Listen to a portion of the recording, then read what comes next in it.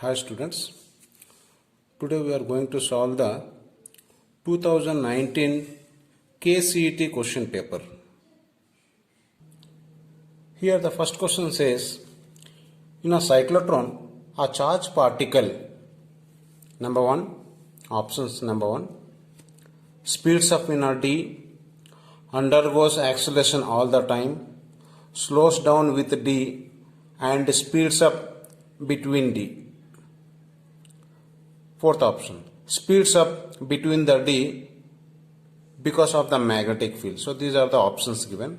But as we know that if this is d, it is connected to a oscillator in the presence of a magnetic field. This cross represents the magnetic field which is inward direction. Inward direction is magnetic field. This oscillator represents that these two are connected to a current. That is, once it become positive and this will become negative charge. That means electric field is in this direction, suppose once. During that time magnetic field is in inward direction. So these two are perpendicular to each other. During this time, if I place a small charge particle at this point, we have learned in a cyclotron that this charge particle will start revolving around it. And finally, from the one hole, it will comes out. Here electric field used is to accelerate the charge particle, and here magnetic field used to rotate around the disc. So this is the use.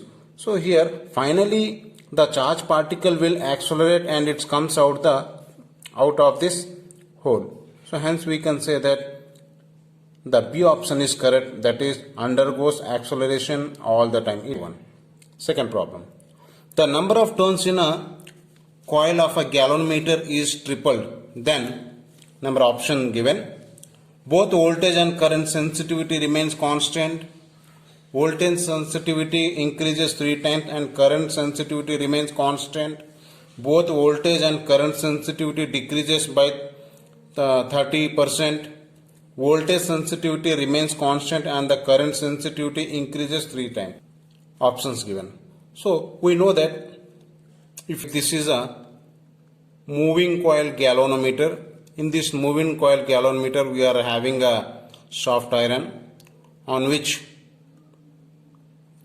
a copper wire have been wounded.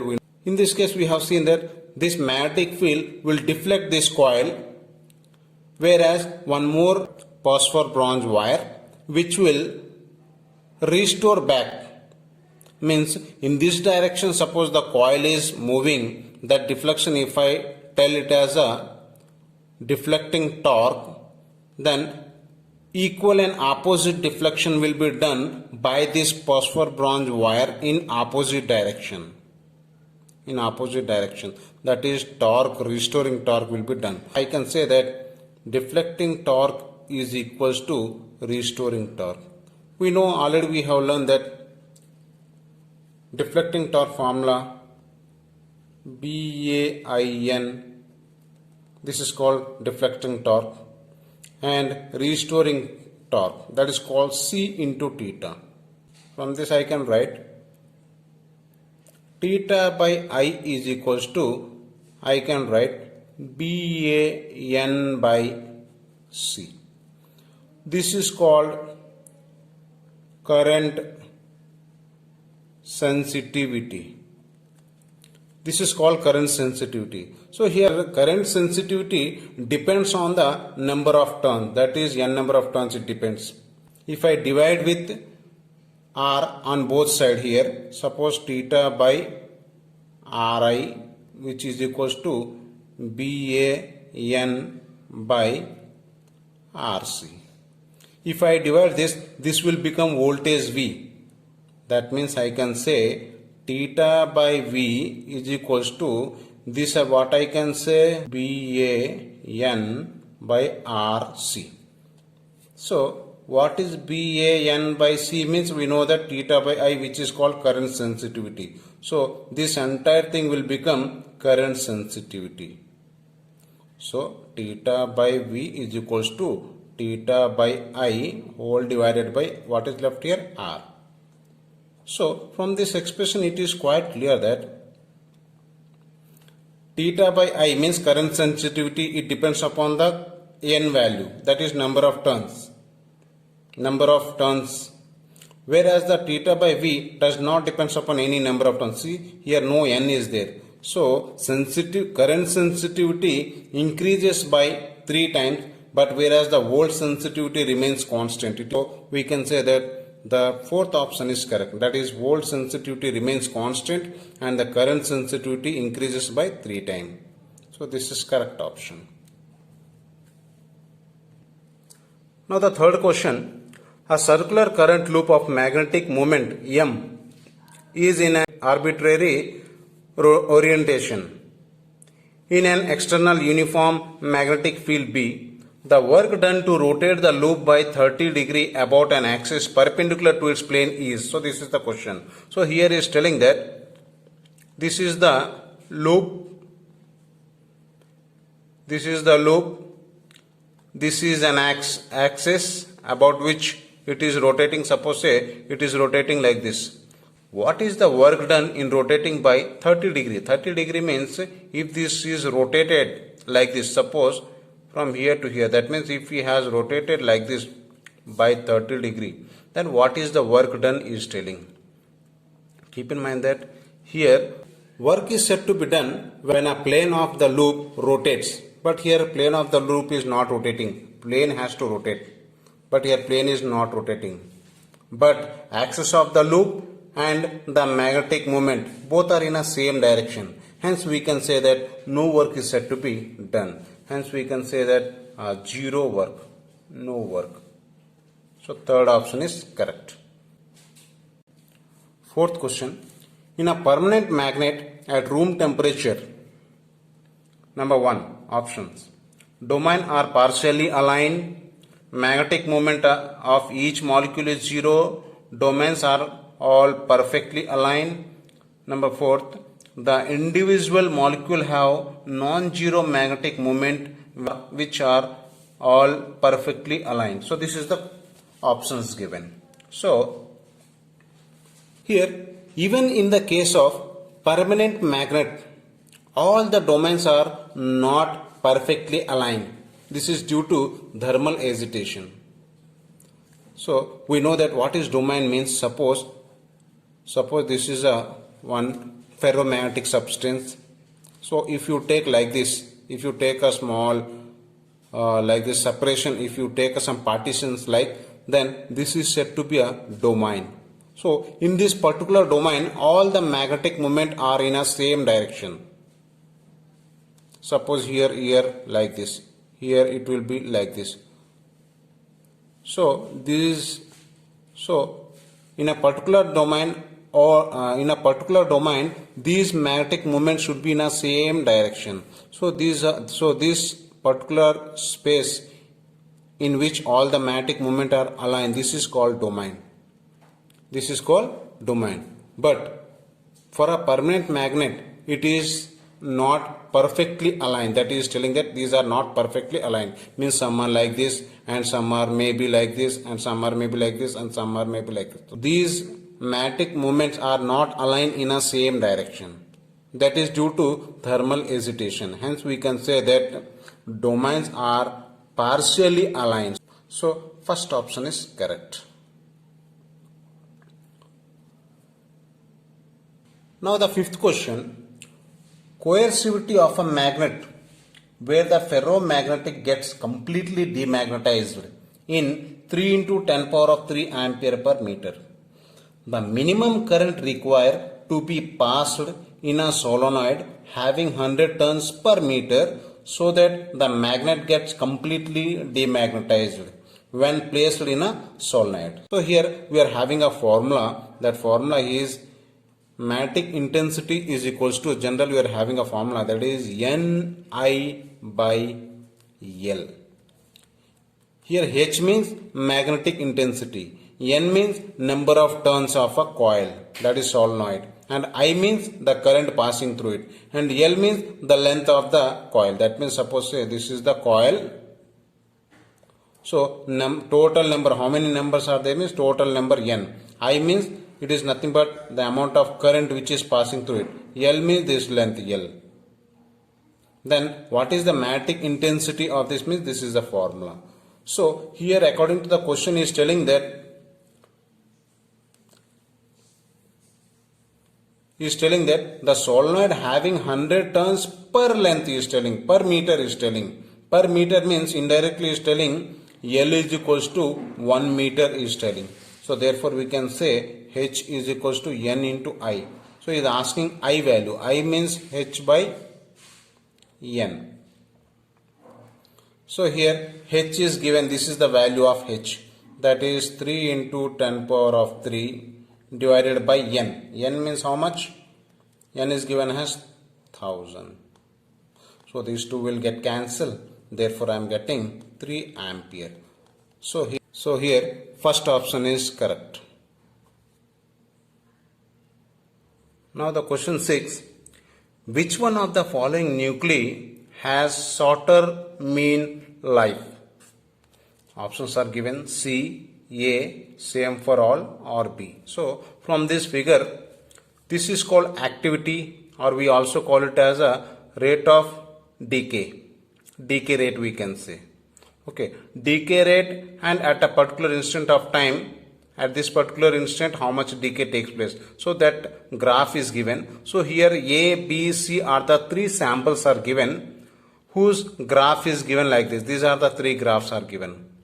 From this it is quite clear that A graph, the sample A will have a greater activity, that is disintegration for A is greater. Means I will write here, I will write like this, NA, this is called activity. Activity or rate of disintegration we can say, which is greater than that of B, which is greater than that of C. We already know this one, from which we have learned in our syllabus, that the graph which bends more like this means this will have a more activity, that is more disintegration. This is lesser, this is lesser. So if you go up, the disintegration will be decreasing. If you come down, the disintegration will be increasing. So disintegration for A is greater than B and B is greater than C. This implies that the decay constant is also greater, for which the activity is more. That meaning is what? Decay constant is also more. That means lambda A is greater than, lambda B is greater than lambda C. Therefore, here we are having a small relation. What is that? Lambda A, or general formula lambda is equal to 0.69 by T half we can say.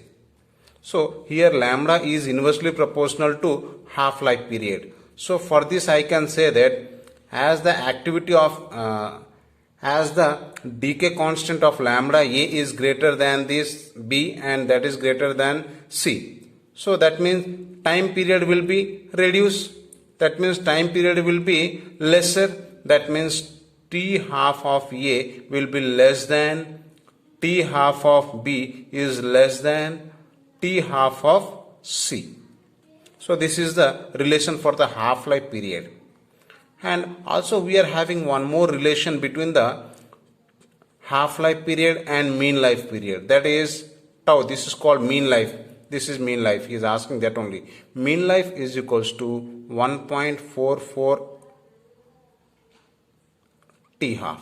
So that means here these two are directly proportional. So I can say that here tau of A, that is mean life of A, is less than mean life of B less than mean life of C.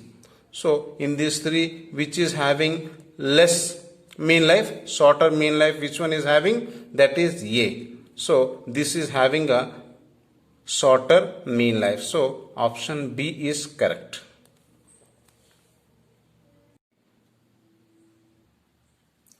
Now the 7th question. The conductivity of a semiconductor increases in temperature because number option 1, both number density of a charge carrier and relaxation time increases. B, number density of a charge carrier increases. Number C, number density of a charge carrier increases, relaxation time decreases, but effect of decrease in relaxation time is much less than increase in number density. Fourth option, relaxation time increases. So these are the options given. So here asking which option is correct. If the conductivity of a superconductor increases in temperature. As we know that in case of conductor, as the temperature increases, conductivity decreases. Why? Because there is a more collision occurs. When more collision means resistance increases, hence the current decreases in case of conductor. But whereas in case of semiconductor, it is quite reverse. As the temperature increases, here what happens is here current increases. That means resistance decreases here. So there is an expression is there for this. That expression is the number density n is equals to C t power 3 by 2 exponential power, that is e to the power minus e kt by 2. So this is an expression. So here number density is directly proportional to the temperature. So as temperature increases, this implies that number density also increases. As the number density increases means what? Number of collisions, what will happen? Will become more faster and more faster. When number collision is more faster and more faster, means this meaning is that the relaxation time will decrease. So here as the temperature increases, number density increases, this implies that relaxation time decreases. Relaxation time is what? This is the time taken between the two successive collision. So this is decreases. As the number of collisions increases means this will be decreasing. So these options we can see in the third case, that is number density of a charge carrier increases, relaxation time decreases. But effect of decrease of relaxation time will be much less. According to this formula, it will be little less. So third option is correct.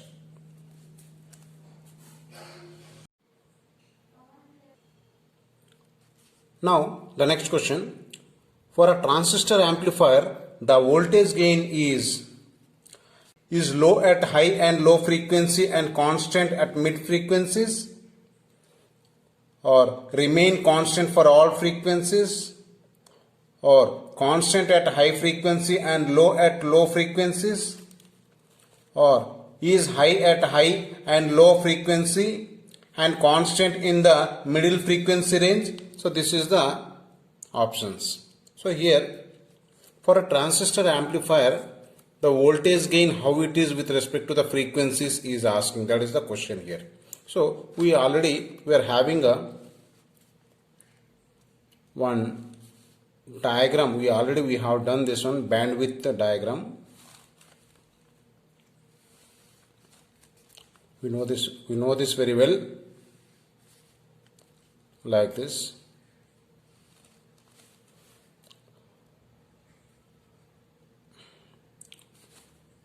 This is called Vmax. This side is frequency low. This side is higher frequency. And between these two,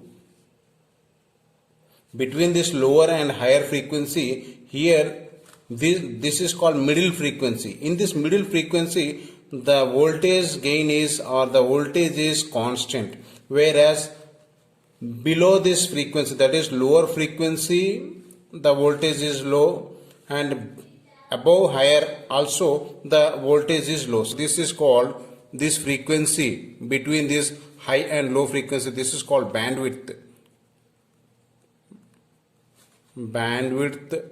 frequency. So first option is correct. Now from the ninth question, in the following circuit, what is the value of P and Q is asking. See here it is given, this is called NOR gate. There are two NOR gates are there, as given as a complicated circuit. Here it has given 1 and here it is given as 0, and he is asking what is the value of P and Q. This is the question. So suppose say I will consider this NOR gate as a A, this as B. So this point I will take it as a, suppose this as A, and this I will take it as a B. A is suppose given 1, B is suppose given 0. This is given. But here this end and this end they have not given any values. Let us say I will say this one as a dash and this for B dash I will say. Now here suppose A is taken as 1 and A dash I will take as 0, or we can take it as 1. So there are only two possibles are there. Either 0 or 1 we can take. Here also 0 or 1 we can take. So here we can make one small Boolean expression, that is a truth table I will draw for this. See, A dash, A dash, therefore y is equals to A plus B bar. This is called NOR gate. So this is A plus B bar is nothing but this output we are getting, that is nothing but it is P only. So I will say this as a P only. This is P we can say. Similarly,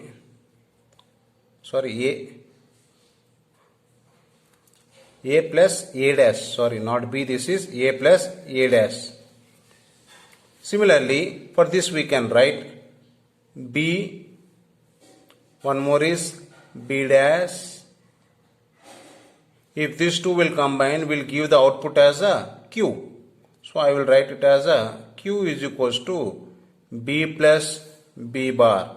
B plus B bar is OR gate. If I write like this, this bar will represent, now total is called NOR gate. So this is the expression.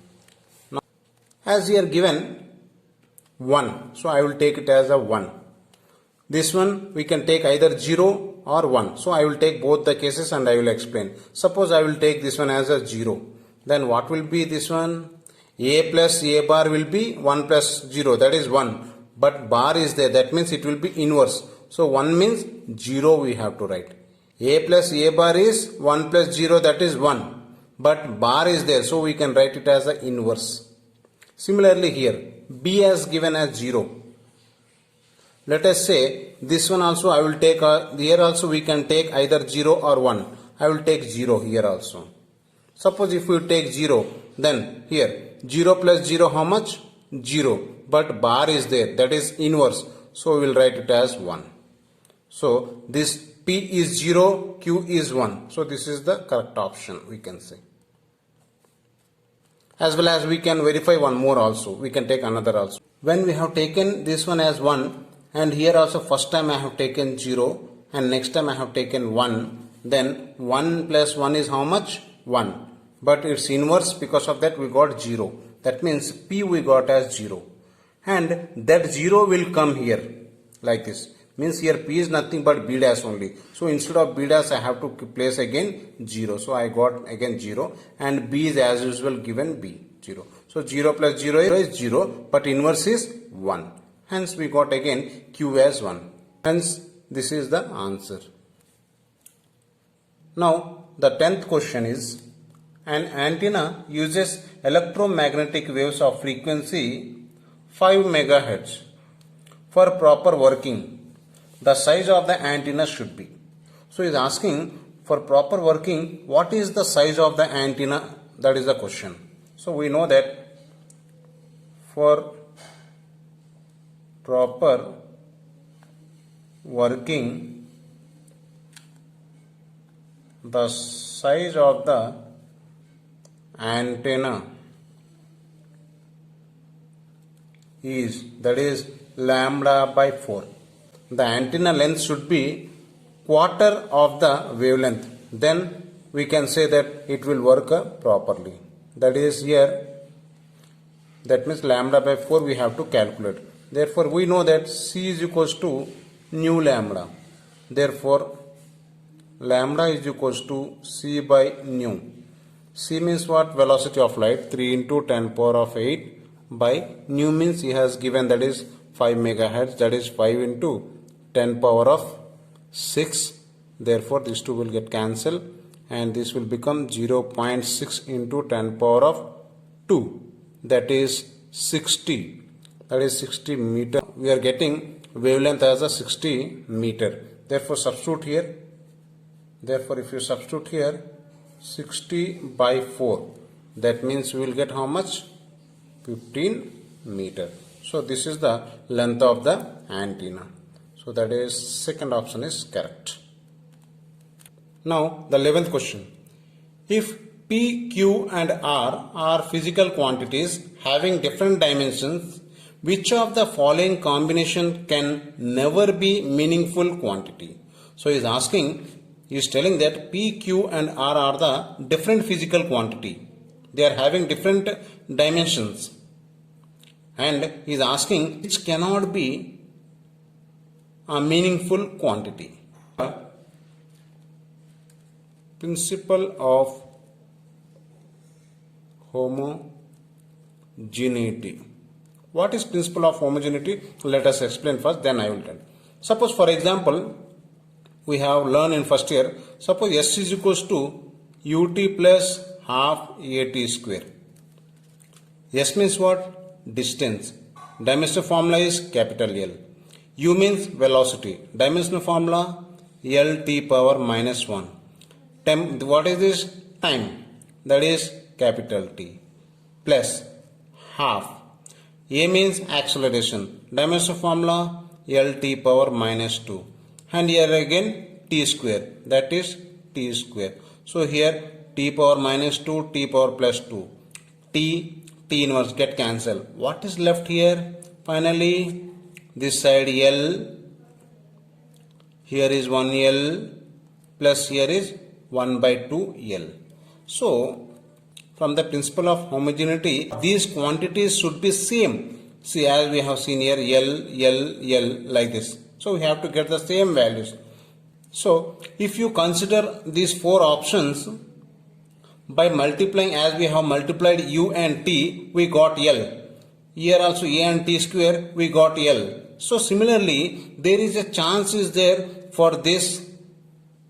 As he is telling P, Q, R are the different quantities. If you multiply and squaring like this only, we may get these two may be equal. Here also it may be equal. Here also it may be equal after multiplying. But here it is not possible for this. Why? Because he is already telling that P, Q, R are having a different dimensions. Hence we can say that this cannot be meaningful quantity. So this is the option. Why? Because here P and Q dimensions are not equal. Different dimensions is telling. So this is the correct option. Now question number 12. The given graph shows the variation of velocity v with position x for a particle moving along a straight line.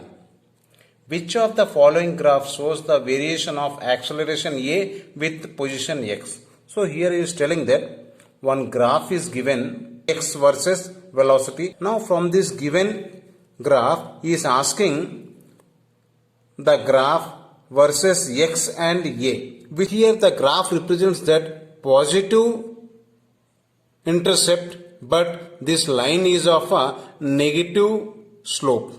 Negative slope it is. Suppose if it is like this, suppose instead of this, if it is like this means, then we can say that this is a positive slope. Now it is reverse of this. If I take theta, this is reverse. Hence we can say that this is negative slope. But positive intercept. Positive intercept means what here? This is positive side. This line is coinciding towards a positive. So this is nothing but a straight line. So we are having a equation for the straight line. That is y is equal to mx plus c. General one formula is there. So here I can write mx plus c. We have to write mx plus c. C means constant, intercept constant. But that is here. Slope is here, negative is there. As just now I told, here slope is negative. So m is nothing but slope. So I will take here it as a negative slope. But intercept is positive. So I will take it as a v naught. Here v naught is nothing but initial velocity. Okay. sorry, not y here v. Why? Because v is equals to minus mx plus v naught is the equation here for this. So now where m is called slope, if I differentiating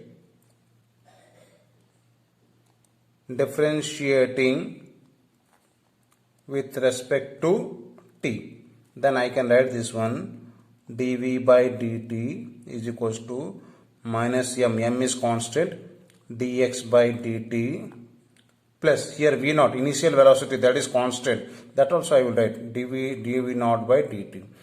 The differentiation of any constant will become 0, so this will become 0.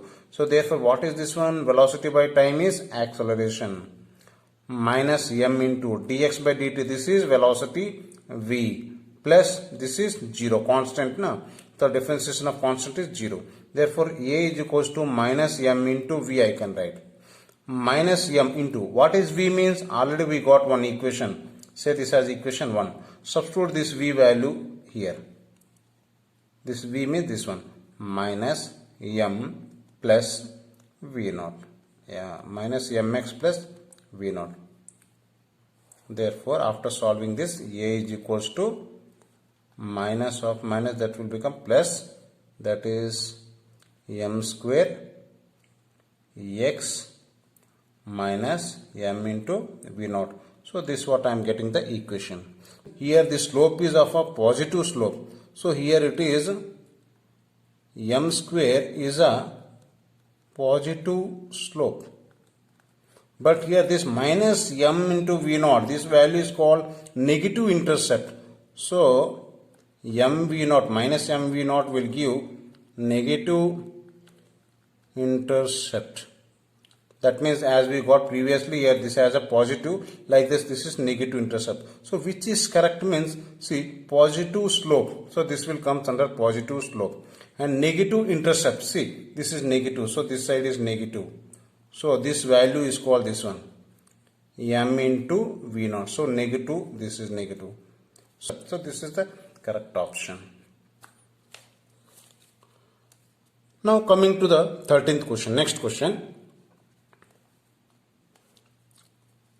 The trajectory of a projectile projected from an origin is given by the equation y is equal to x minus 2x square by 5. So this is the equation given. Okay. The initial velocity of the projectile is very simple. Given, what is given here? Given y is equal to x minus 2x square by 5. This is given. We are having a general formula. What is that? Y is equals to tan theta into x minus g into x square by 2u square cos square theta. So this equation is called equation of parabola. This is called equation of parabola. On comparing these two equations, we can get nothing is there means I can say 1. Therefore I can write here tan theta is equals to 1. This implies that when is tan theta 1? Theta is equals to 45 degree. Therefore on comparing these two again, x square minus minus, if I leave, remaining I can take. Therefore I can take here 2 by 5 is equals to 2 by 5 is equals to g by 2u square cos square theta we can write. So from this is asking u square value. Therefore I can write u square I will take here and remaining I will bring, cross multiply will do. Then we will get 5g by 4 cos square theta. 5. G means I will put 10. Here 4 cos square. What is this value? 45. Means I will write 45. So cos square of 45 is how much? 1 by root 2 whole square. That is 1 by 2. Therefore this will become 50 by 4 into 1 by 2. Therefore this 2 will get cancelled too. This will get, that is 25. So u square is 25. Therefore u is equals to 5 meter per second. So This is the answer. So 5 meter per second. So fourth option is correct. Now question number 14. An object with mass 5 kg is acted upon by a force F is equals to minus 3I plus 4j Newton. If its initial velocity at t is equal to 0 is v bar is equal to 6I minus 12j meter per second, the time at which it will just have a velocity along y-axis. So he is asking, so what is given is, he has given mass and he has given the force and he has given the initial velocity when time t is equal to 0, this thing is given, and he is asking what is the time taken by the object when the body just move along the y-axis. That is the question. So very simple. We know that initial velocity is given. What is given? That is v is equals to 6I minus 12j. So initial velocity I will take it as a v naught I will take. Okay. So here v naught is nothing but I can write v naught xi minus v naught yj also I can write. So v naught x means this is x component, this is y component. Keep it like this. Now come to the point, I will take this force for force. F is equals to minus 3I plus 4j. F means we know that m into a. Force is equal to m into a. That is minus 3I plus 4j. M means given here that as a 5 kg. I will take 5 kg is equals to minus 3I plus 4j. Therefore, A is equals to minus 3 by 5I plus 4 by 5j. So, this is what I am getting. As we have written like this in a vector form, similarly we can write for this also. That is A is equals to, this I can write it as a AXI plus AYJ I can write. Therefore, from this, what is here AX? AX means what here? Minus 3 by 5 meter per second, and AY is nothing but 4 by 5 meter per second. So, we are getting this value. So, therefore, and here also we can write, here already we got equation, V naught X is equals to, how much that is? 6 meter per second, and V naught Y is equal to minus 12 meter per second. Now, according to the problem,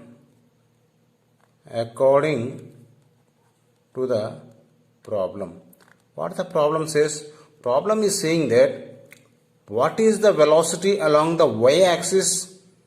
Just is asking me, just after throwing, what is the velocity along the y-axis? So, when he is asking just means we can say that velocity along the x-axis will be definitely 0. Why? Because he is asking just velocity along the y-axis means, just velocity along the y-axis means velocity along x-axis will be 0. So, therefore, I can say that is Vx should be 0. That is along x-axis it should be 0. Therefore, I will write a formula for this. We know that general formula Vx is equals to what we can write? General formula Vx is equals to V naught x plus Ax into t. V is equal to u plus at like. So, here he is telling this as a 0. I will put this as a 0. According to the problem, this is 0. Therefore, V naught x means what? This is 6 I will take here. Plus Ax means how much? Ax means already we got how much that is? Minus 3 by 5. Ax means, therefore t we have to calculate this. This implies that 3 by 5t, if I go that side means it will become positive. That is equal to 6. Therefore, these two will get cancelled 2 times. Therefore, t is equals to 10 seconds. So, this is the answer.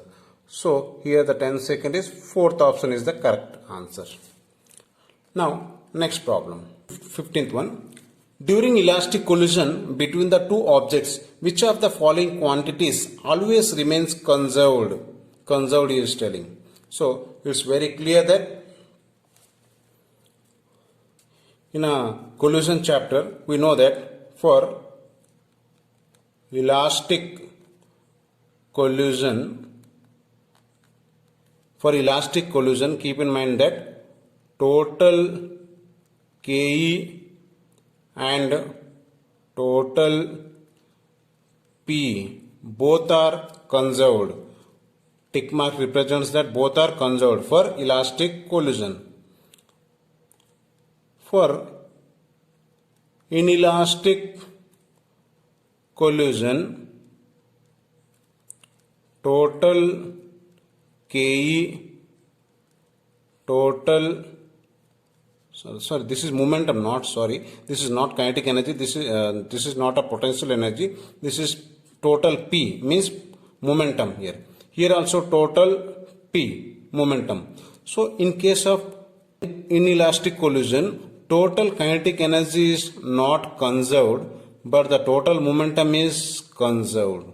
Why here total kinetic energy not conserved? Because in inelastic collision, some energy may be lost. Inelastic means what? During collision, it should not get reflect back. That means the energy will be lost in the form of heat, or in the form of light, or in the form of some sound. The energy will be lost. So total energy is not conserved, but the momentum is conserved in both the cases. So I can say that A option is correct.